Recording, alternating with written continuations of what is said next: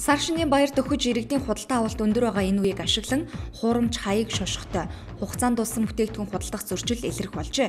Үүнээс гадна Оросын холбооны улсад үйлдвэрлэсэн хуурамч арх Монголд худалдаалагдаж байж болзошгүй гэдгийг мэрэгжлийн хяналтын байгууллагын анхааруулсан байна. Ууц чанах энэ жилийн хойш 25-аас 50 мянган төгрөгийн хооронд үнэтэй байна. Үүний хувьд ууцны хэмжээ сүүл томтой тархан зэрэгээс хамаарат хэлбэлцэж байгаамаа.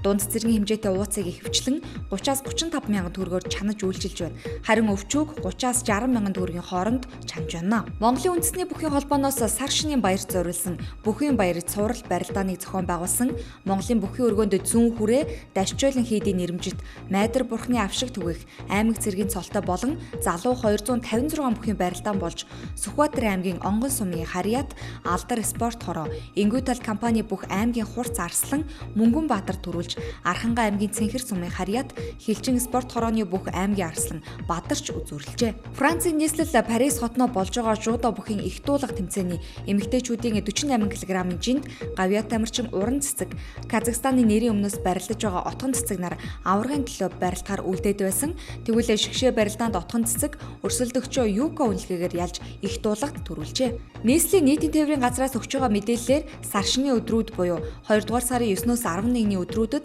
Улаанбаатар хотын хэмжээнд 1000 орчим автобус үйлчилгээнд гаргахаар болжээ. Энгийн үед 900 орчим автобус үйлчилгээнд гардаг бол үүнийг нэмэгдүүлэхээр болсон байна. Нэмэлтээр гарах автобусуудыг хотын зах болох Шархад, Тахилд, Чингэлтэй, Зунжин, Баянхошуу, Орбит, Зүүн Салаа, Улаанхуаран, Санзаа гэсэн чиглэлүүдэд үйлчилгээнд гаргах юм байна.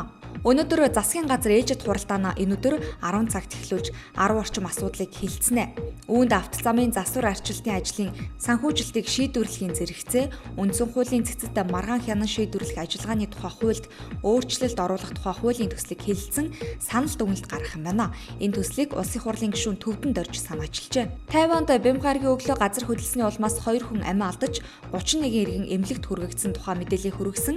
Тайваны арлын өмнөд хэсэгт болсон газар хөдлөлтийн магнитуд нь 6.4 байсан юм а. Энэ үеэр Монголын хүн гэмтсэн тухай мэдээлэл байхгүй. Одоогоор аврах үйл ажиллагаа үргэлжилж байна гэсэн тайлбарыг гадаад хэргийн яам өөрийн цахим хуудсандаа бям гарагт байрлуулжээ.